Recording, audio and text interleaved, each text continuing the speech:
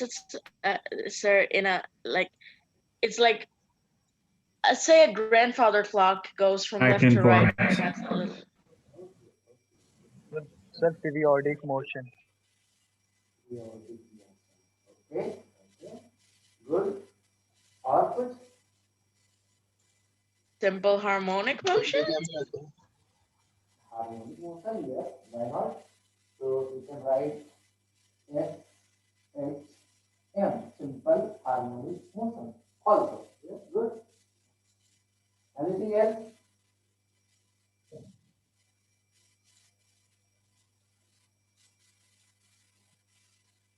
Motion में pendulum वही हो गया ना sir? Motion in pendulum, yes. Example हो गया इसका, फिजिकल एग्जाम्पल। अच्छा, प्रॉब्लम क्या है ना, समझो बात को। ठीक है, ऑसिलेशन है, टू एंड फ्रो है, पीरियोडिक है, हार्मोनिक है, everything is fine. But physics में हमको पढ़ना होता है मैथमेटिक्स, और ये चैप्टर जो है ये मोस्ट मैथमेटिकल चैप्टर है। ओके, तो हमको कुछ ऐसा करना है कि हम मैथमेटिकली कैसे रिप्रेजेंट करेंगे एसएचएम को या ऑसिलेशन को, ये देखना है। क्लियर? Yes sir. तो एक सिंपल एकदम बचपन से स्टार्ट करते हैं, फर्स्ट मोशन से। तो सबसे पहले मोशन होता क्यों है? जब फोर्स अप्लाई होता है एक बॉडी पे तो फिर एक मोशन आता है उस बॉडी में। एकदम राइट। कैसा कैसा फोर्स लगता है सर? मतलब हाँ, थोड़ा समझाओ मुझे। पुश पुल ऐसा वाला फोर्स जब लगता है, यानी कि एक फोर्स लगेगा तो एक मोशन बनाएगा, और मोशन होगा लीनियर। हाँ जी। यानी चेंज इन पोजीशन होगा linearly. This is time, this is displacement, and कुछ ऐसा ग्राफ होगा ड्यू टू फोर्स, अगर लीनियर है तो। क्लियर? Yes sir. ओके, और कुछ हो सकता है क्या? फ्लो? तो सर मतलब बैक एंड फोर्थ मूवमेंट किसी स्पेसिफिक टाइम पीरियड के लिए। हाँ, वो थोड़ा सा और आगे चला जाएगा। बिल्कुल सही, अभी हम वहां तक पहुंचे नहीं है, वहां तक पहुंचेंगे। पहले तो ऐसा रखते हैं, क्या इसमें नॉन लीनियर मोशन भी हो सकता है? थोड़ा सा का सवाल पूछ रहा हूँ। आप में से कौन बता सकता है कि इस मोशन और इस मोशन में क्या फर्क है?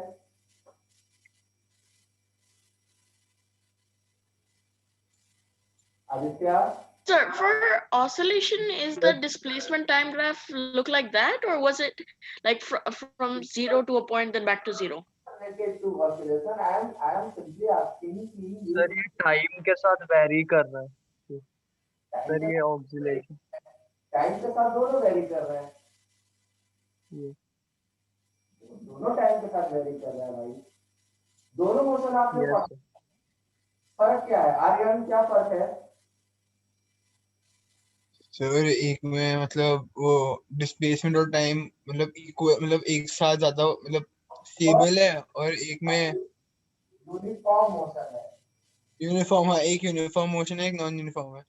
एंड नॉन यूनिफॉर्म बोले तो एक्सीलरेटेड मोशन है। Sir, accelerated motion. आपने पढ़ा है, इसमें क्या हो जाएगा sir? F is equal to u into t, only u into t. While इसमें क्या हो जाएगा sir? F is equal to u t plus half a t square.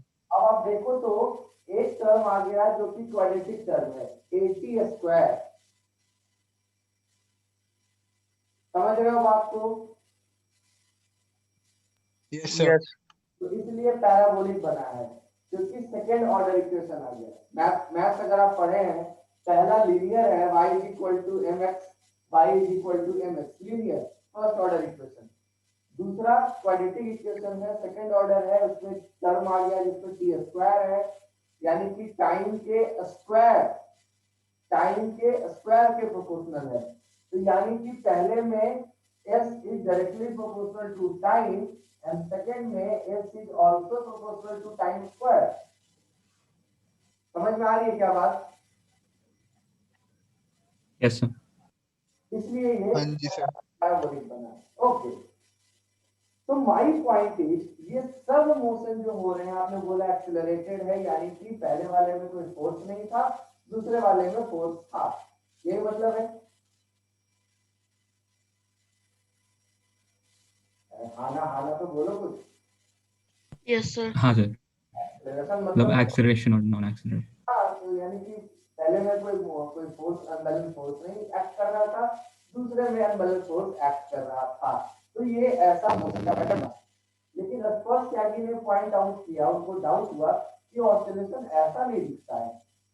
Oscillation आपने ही बोला टू एंड फ्रो, तो पेंडुलम की तरह जाएगा और आएगा, जाएगा और आएगा, या आएगा और जाएगा, है ना?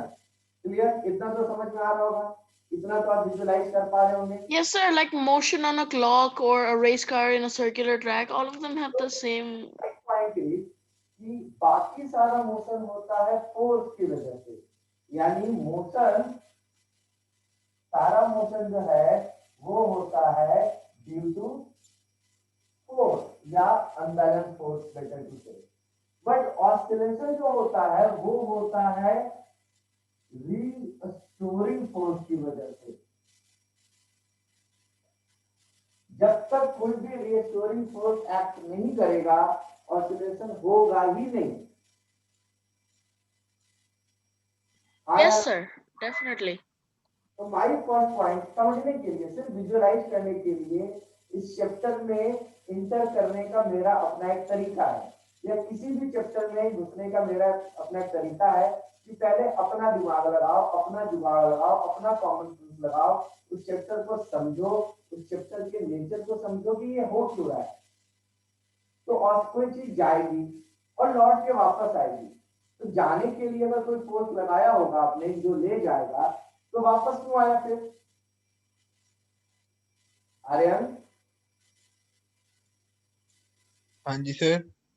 कोई भी चीज जो गई है वो वापस क्यों आएगी? उसको तो जाना चाहिए, जाते रहना चाहिए, कंप्लीट करना चाहिए पाथ। लेकिन वो पाथ कंप्लीट नहीं करके वो रिट्रेस कर रहा है, बैक आ रहा है, आप ही बोले टू एंड फ्रो। जो पीछे, ऑसिलेशन में सर, हाँ सर ऑसिलेशन की सर मतलब आप अगर आप ऑसिलेशन एक पेंडुलम वाले की बात कर रहे हो तो आप उसमें तो सर एक पॉइंट पे जाके उसकी काइनेटिक एनर्जी खत्म हो जाती है ना, और पोटेंशियल एनर्जी बढ़ जाती है, तो इसलिए उसको वापस आना होता है। सही बात है, एकदम आप सही पहुंचे। तो नीचे काइनेटिक एनर्जी खत्म, तो क्यों खत्म हो रही, कौन खत्म कर रहा है? सर वो खत्म नहीं हुई ना, वो कन्वर्ट हो गई पोटेंशियल एनर्जी में, मतलब आप सब बोल उसकी रहे हैं, आगे आप सब बोल रहे हैं, वो नहीं बोल पा रहे हैं, क्योंकि वहां पे वेट काम, एमजी काम कर रहा है। पेंडुलम हाँ जी यहाँ सर। पे रहे, पेंडुलम यहाँ रहे तो भी एमजी नीचे काम कर रहा है, पेंडुलम यहाँ पहुंच गया तो भी एमजी नीचे काम कर रहा है, पेंडुलम यहाँ पहुंच गया तो भी एमजी नीचे काम कर रहा है। तो MG is always acting downward, MG उसको पुल कर रहा है।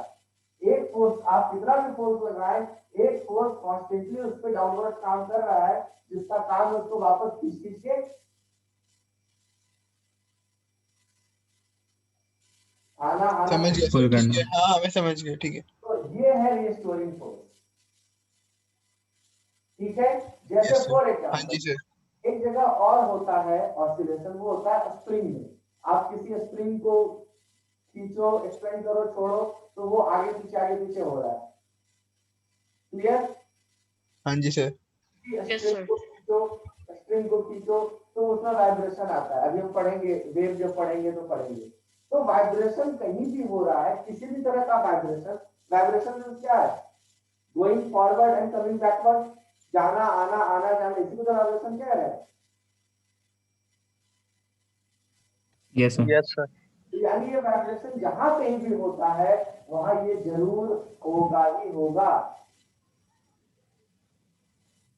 ठीक, ओके। ऐसा फोर्स जो उसको रिस्टोर करना चाहेगा, यानी उसको उसके ओरिजिनल पोजीशन में लाना चाहेगा, जहां वह स्टेबल है, यानी उसको उसके स्टेबल कंडीशन पे लाके ही छोड़ेगा, उसको कहते हैं रिस्टोरिंग फोर्स। और वो रहेगा ही रहेगा। जैसे पेंडुलम के केस में mg है, इसी तरीके से स्प्रिंग के केस में स्प्रिंग का फोर्स है। पढ़ा है स्प्रिंग का फोर्स? हाँ सर। इक्वल टू माइनस के एक्स निगेटिव। यस सर, याद है। Yes sir. तो माइनस साइन जो है ना, नेगेटिव साइन, यही दिखा रहा है रीस्टोरिंग फोर्स। यानी कि गौर करो, इसका मतलब क्या हुआ कि यहाँ पे फोर्स का डायरेक्शन अगर इधर है तो डिस्प्लेसमेंट का डायरेक्शन इधर होगा, यही तो मतलब है ना। Yes sir. यानी कि वो फोर्स जो डिस्प्लेसमेंट के अपोजिट डायरेक्शन में लग रहा है।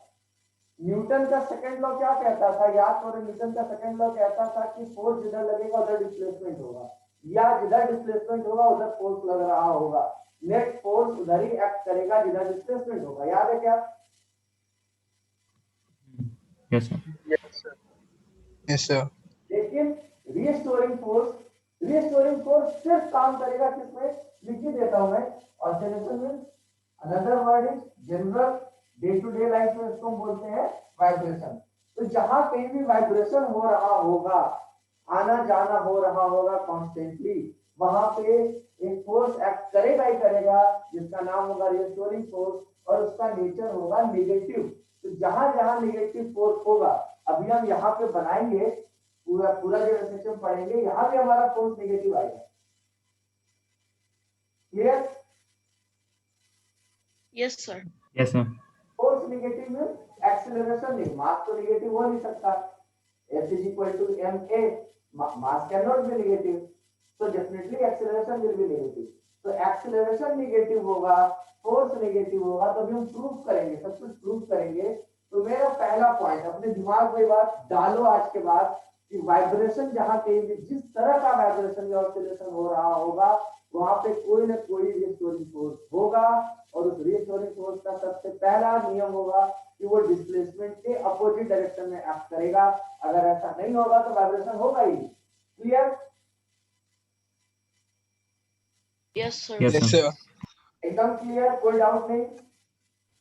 नहीं सर, आ गया। No, sir. No sir. अब हम आगे बढ़ते हैं। अब किसी ने बोला पीरियोडिक, सही बोला।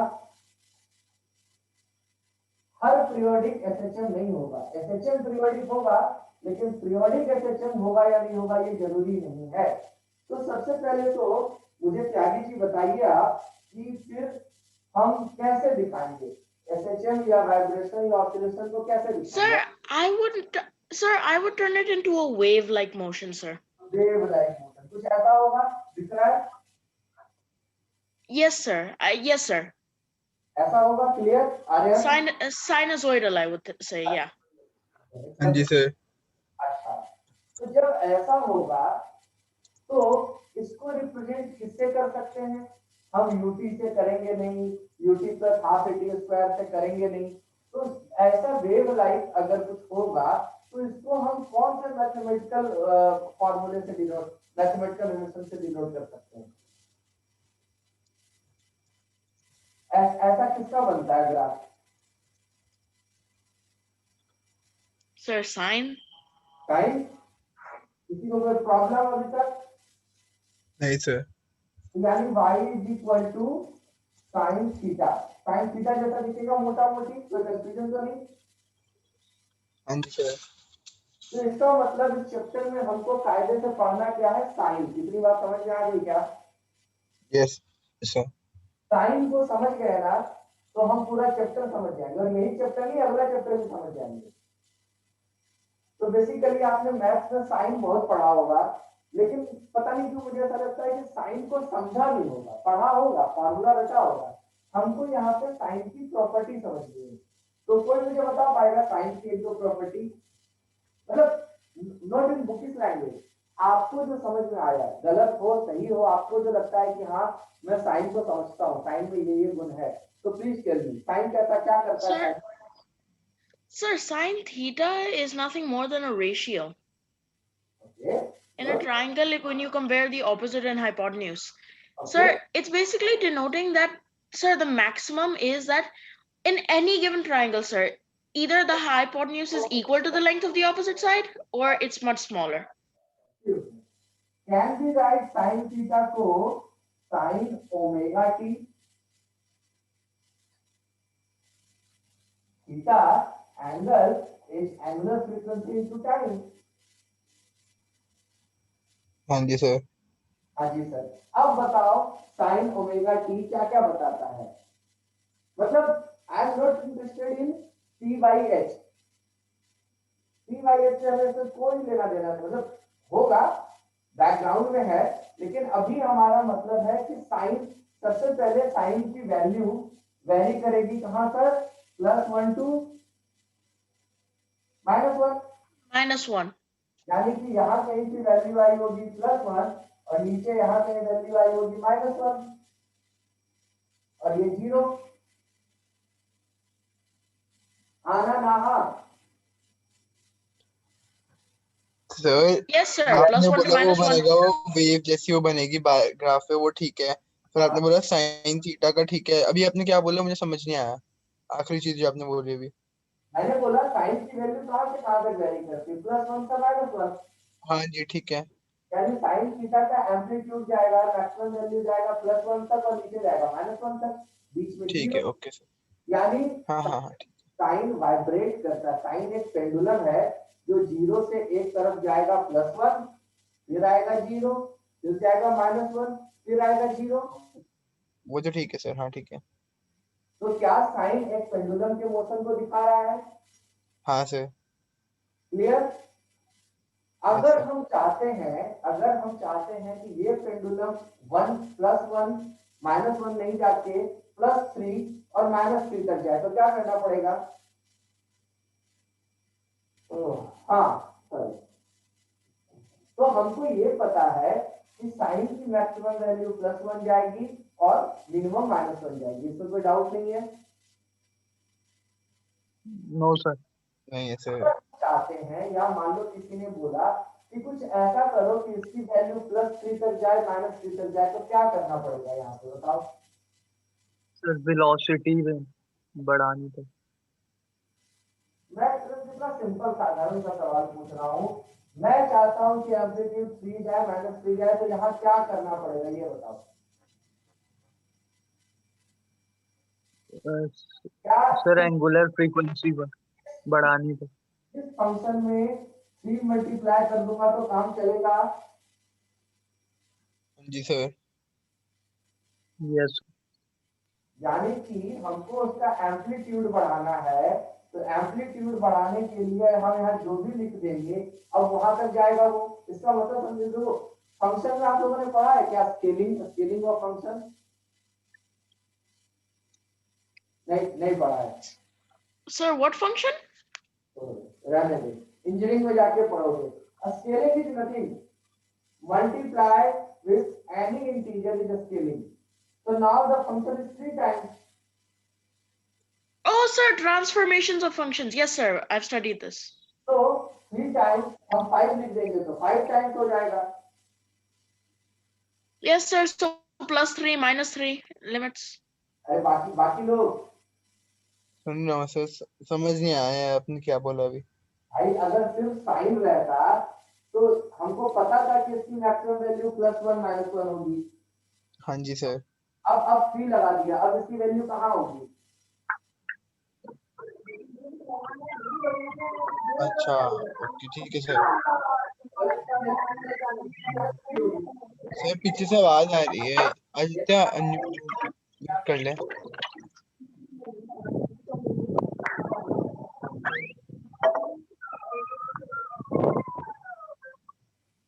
म्यूट कर लिया। हाँ सर अब बोलेगा। क्या चली जा रही है? खैर, तो सी ओमेगा टी का मतलब हो गया कि अब ये साइन जो है इसकी वैल्यू +3 to -3 वेरी करेगी। कोई कंफ्यूजन इसमें? ठीक है सर। No sir. तो सर, तो पहले तो आदित्य झा के सवाल का जवाब दे दूं कि इसका और इससे आपस में कोई लेना देना नहीं है। क्लियर? हाँ जी सर। एम्पलीट्यूड का लेना देना है फोर्स से या इंपल्स से। आप कितनी कितनी जोर से झटका देंगे, कितना फोर्स अप्लाई करेंगे, कितना बड़ा जर्क देंगे, उससे वो उतना दूर आगे या पीछे जाएगा। झूला झूले हो ना? झूला झूले हो? हाँ जी सर। तो स्विंग में क्या होता है, आप जितनी जोर से ताकत लगाते हैं उतनी दूर तक वो आगे जाता है। क्लियर? हाँ जी सर। तो यानी Yes, sir. 1 तक जाएगा, 2 तक जाएगा, 3 तक जाएगा, ये डिपेंड करेगा किस पे आप कितना बड़ा फोर्स अप्लाई कर रहे हैं। Clear? Okay sir. Yes, sir. अब आता है Yes, sir. अब आता है दूसरा टर्म जो आदित्य झा ने बोला। अगर आप चाहते हैं कि वो झूला बहुत जल्दी जल्दी आ जाए तो क्या करना पड़ेगा? मान लो इस वेव को पूरा होने में लगा 1 सेकेंड। फॉर एग्जांपल 1 सेकेंड में ये पूरा एक कंप्लीट वेव बना। क्लियर? हाँ जी सर। हम चाहते हैं भैया कि इसका वेव 0.5 सेकेंड में बने। अरे ये गलत बन गया, चलो मैं सीधा बना देता हूँ। तो सपोज करो ये पूरा होने में बना 1 सेकेंड। अब मैं चाहता हूं कि 0.5 सेकेंड में बने, तो यानी क्या होगा, इसके बीच में 2 वेव आ जाएगा, ऐसे ही यहाँ पे 2 वेव आ जाएगा। समझ में आया क्या? Yes sir. तो हाँ सर। अभी हमने क्या किया, इसकी फ्रीक्वेंसी डबल कर दी। इसकी फ्रीक्वेंसी डबल कर दी या इसका टाइम पीरियड हाफ कर दिया। यानी एक वेव पूरा होने में 1 सेकेंड लग रहा था, हमने क्या कर दिया, 0.5 आधा कर दिया, टाइम पीरियड को हाफ रिड्यूस कर दिया, तो फ्रीक्वेंसी डबल हो गई। ये बात समझ में किसको आ रही है? मुझे आ गई सर। Yes, sir. आ गई।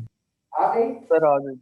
इसका मतलब कि अब इसका टाइम आ गया है पूरा लिख देने का, y is equal to a sine omega T,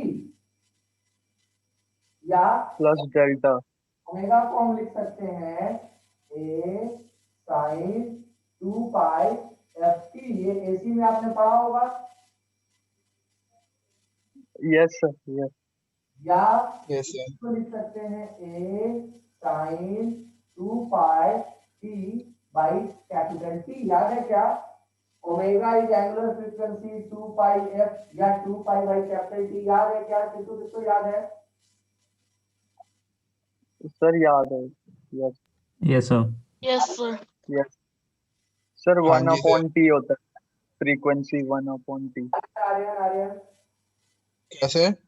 याद है ये? सर हाँ सर।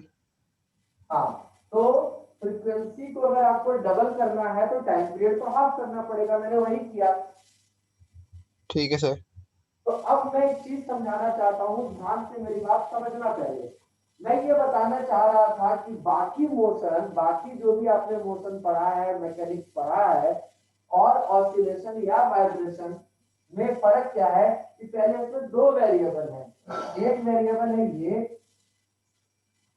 और एक वेरिएबल है ये। समझ में आया क्या? हाँ जी सर। और दोनों का आपस में कोई लेना देना नहीं है। यानी नहीं ये है। इस मोशन का शेप एंड साइज चेंज हो सकता है, ये चेंज करने पे भी, ये चेंज करने पे भी, या दोनों को चेंज करने, मतलब 2 वेरिएबल है। यानी y 2 चीज का फंक्शन है।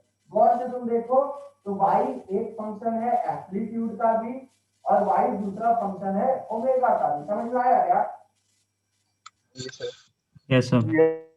Yes, sir. ए जो है, ए को कहते हैं एम्पलीट्यूड। एम्पलीट्यूड मतलब एक डायरेक्शन में मैक्सिमम डिस्प्लेसमेंट, एक तरफ कितना दूर तक जा रहा है, इधर या इधर कहीं भी, मीन पोजीशन से maximum displacement is called amplitude A. ठीक है सर। एंड ओमेगा इज कितनी जल्दी आ रहा है, जा रहा है। यही मतलब हुआ ना? Sir, angular- it's not. Sir, is it completely proportional to omega? Because like it'll increase and then at a certain point it'll start decreasing and then increase again. इसमें साइन लगा हुआ है, definitely y proportional to sine omega, not directly omega. यही कहना चाह रहे हैं ना? All right, sir. Perfect, perfect. लेकिन I am trying to making it easy, आम आदमी को जो बात समझ में आ जाए। अभी साइन डाल दूंगा तो लोग कंफ्यूज हो जाएंगे, तो मैं मोटा मोटी समझा रहा हूँ कि 2 वेरिएबल है, यानी दो देखो तो आप गौर करो इसके फंक्शन को। तो ये क्या हो रहा है, इधर बढ़ रहा है, बढ़ रहा है, बढ़ रहा है, बढ़ रहा है, बढ़ रहा है, फिर घट रहा है, घट रहा है, घट रहा है, घट रहा है, घट रहा है। समझ में आया क्या? हाँ जी सर। और ये कितनी तेजी से घट रहा है, बढ़ रहा है, ये डिपेंड करेगा इस पे। ठीक है। समझ में आ गई बात? So the definition of SHM is very simple, where the displacement, the magnitude and direction, ध्यान से सुनो मेरी बात, the magnitude and direction of displacement both varies with time. Magnitude तो वेरी क्लियर दिख रहा है, ज्यादा कम हो रहा है, कम से ज्यादा फिर कम, तो मैग्नीट्यूड कांस्टेंट नहीं है। समझ में आया क्या? हाँ जी सर। देखो एक फोटो बनाता हूँ, समझ में अभी बात आ जाएगी, अब आ जाएगी बात। एक फोटो मैंने बनाया ऐसा, यहाँ भी मैग्नीट्यूड है, ठीक है, और एक फोटो मैंने बनाया ऐसा। Yes, sir. I think we all understand. देखो इस वाले में क्या हो रहा है, मैग्नीट्यूड वेरी कर रहा है लेकिन डायरेक्शन वेरी नहीं कर रहा है। समझ में आया क्या? Yes sir. ठीक है, ये इसको मैं हाँ जी ऐसा सर। इसको मैं ऐसा बना सकता हूँ कि ऐसा, जैसे आपने रेक्टिफायर का पढ़ा ग्राफ,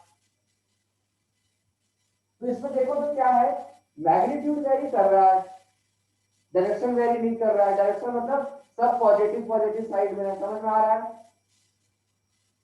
यस सर। इसमें डायरेक्शन वेरी कर रहा है लेकिन मैग्नीट्यूड कांस्टेंट है। ठीक है सर। इसमें क्या हो रहा है, मैग्नीट्यूड भी वेरी कर रहा है और डायरेक्शन भी रिवर्स हो रहा है।